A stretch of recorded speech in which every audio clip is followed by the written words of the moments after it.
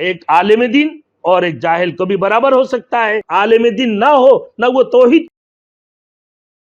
Thanks for watching. Don't forget to like, comment, share and subscribe to Maulana Habibullah Ruhani Official. ایک عالم دین اور ایک جاہل کو بھی برابر ہو سکتا ہے؟ نہیں ہو سکتا ہے. ایسے توحید اور کفریت میرے دوستو یہ بھی دونوں الگ الگ ہے.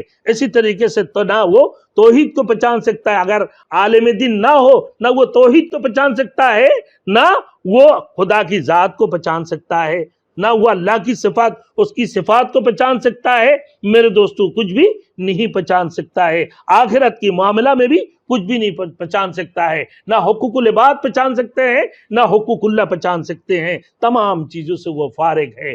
تو کہا کہ اللہ رب العزت نے فرمایا انما یتذکر اولو الالباب، بے شک عقل مندوں کے لیے اللہ رب العزت نے ایسے مثالوں سے تو عقل مند ہی سمجھ سکتے ہیں، غور و فکر کرنے والے ہی سمجھ سکتے ہیں، دانش مند لوگ، ارباب علم و دانش مند اس باتوں کو سمجھ سکتے ہیں.